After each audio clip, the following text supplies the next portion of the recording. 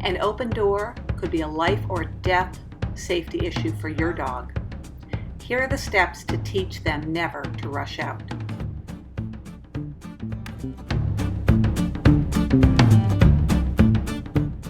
The idea is to teach them that just because the door is open does not mean that they are allowed to go through it. An open door means you will wait for permission. It's a 3-step process. Let's get started.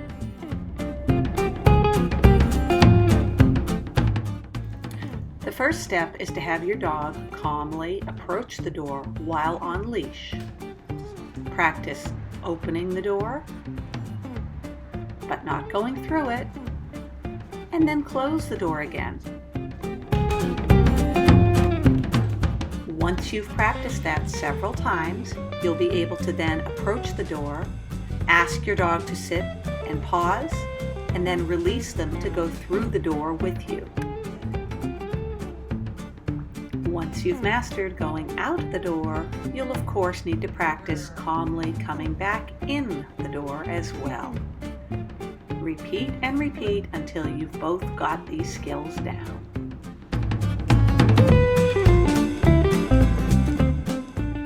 The next step is to help your dog be in front of an open door, but not attached to you with their leash and collar. I use a long line for safety and attach it to something sturdy, at least a heavy piece of furniture, to be sure they can't get out.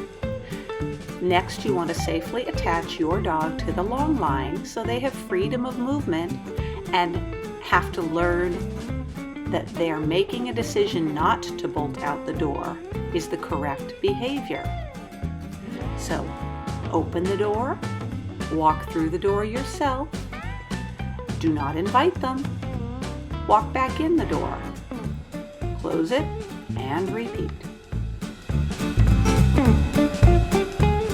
It's a great idea to leave your long line attached so that you can practice during everyday situations, like going outside to pick up a package or bringing in the mail.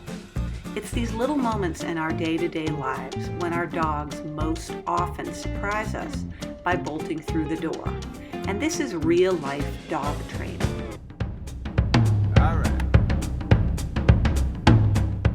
Be ready as soon as the opportunity presents itself when your dog just starts to follow you out without being given permission, that you tell them no, bring them back with leash guidance, and continue what you are doing so the dog understands until you have given them the message they are not free to go through that door.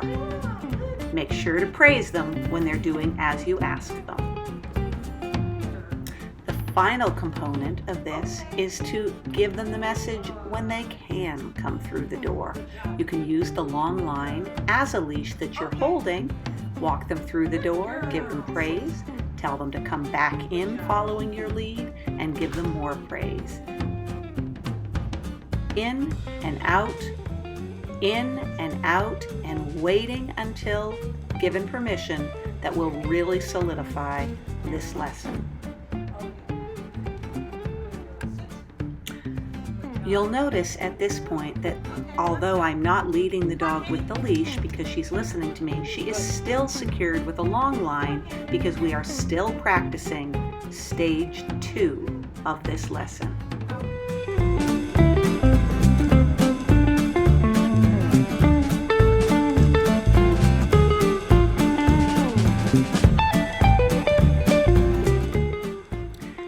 At this point, you can see it's clear the dog has the lesson because she waits until I give her both a verbal and hand signal that she can come through the door, which I give her lots of praise for, and then we come right back in the house again.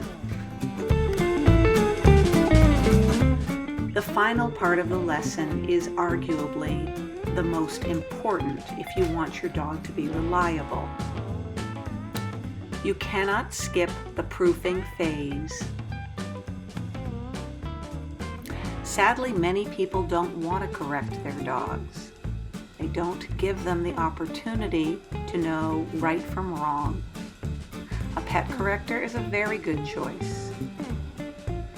Using a small bonker towel to interrupt the bad behavior or mark the mistake is a great way to communicate with your dog.